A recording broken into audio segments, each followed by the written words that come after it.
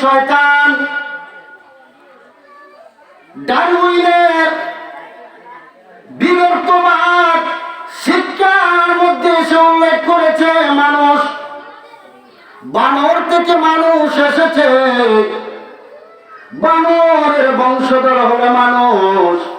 কিন্তু আমরা কোরআনের মধ্যে পাইলাম বানর থেকে মানুষ নয়, মানুষ হইল আমাদের আদি পিতা হযরত আদম আলাইহিস সালাতু ওয়াস সালাম, আমাদের আদি মাতা হইলেন হাওয়া আলাইহিস সালাতু ওয়াস সালাম। জোরে বলেন ঠিক কিনা? ঠিক।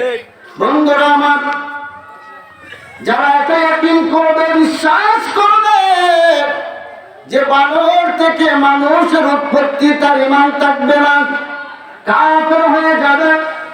কারণ আমরা মানুষ, আমরা এমন এক মানুষ, আমাদের পিতা আছে, আমাদের মাতা আছে, আমরা ফুংটা নাই, আমরা কোনো ফুংটা মানুষ নাই। আমাদের একজন পিতা, আদি পিতা, যে আদি পিতা এমন সম্মানিত পিতা, আল্লাহ পাক ওনাকে জান্নাত দেখাইলেন, জান্নাতের মধ্যে রাখলেন। জান্নাত দেখিয়া আমাদের বাবা জান্নাত দেখিয়া তারপর দুনিয়াতে আইছেন, ঠিক কিনা? যারা বানরের সন্তান, যারা বানরের বংশধর, তারা বানরই থাকবে, তারা জঙ্গলার মধ্যে বানরের মতোই লাফালাফি করবে। বলেন ঠিক কিনা? তা আমরা মানুষ হইতে চাই না।